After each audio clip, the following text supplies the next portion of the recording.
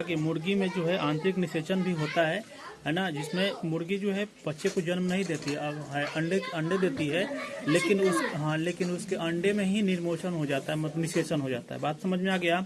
आज हम लोग देखेंगे कि जरायुज एवं अंड प्रजक जंतु क्या जरायुज और अंड प्रजक जंतु क्या होता है, उसके बारे में हम लोग देखेंगे। ठीक है, तो हमने जाना कि कुछ जंतु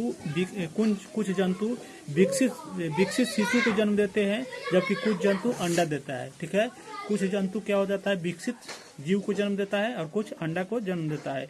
जो बाद में शिशु विकसित होते हैं वह जंतु जो सीधे ही शिशु को जन्म देते हैं, वह जंतु जो सीधे शिशु को जन्म देता है उसको क्या कहते हैं, जरायुज जंतु कहते हैं।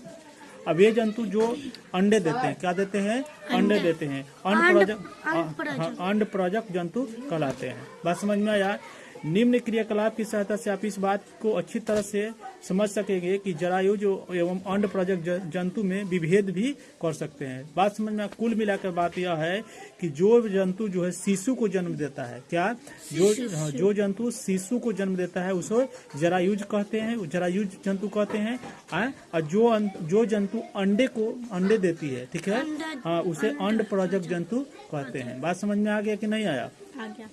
तो अंड प्रजक जंतु बहुत सारा है, जैसे मुर्गी है ना, छिपकली है, ये सब जो है अंडे को अंडा देती है। ठीक है, लेकिन कुछ जंतु जो है जैसे गाय हो गया, भैंस हो गया, मनुष्य हो गया, इस तरह के जो जंतु हैं क्या चीज को जन्म देता है, एक शिशु को जन्म देता है, एक बच्चा को जन्म देता है।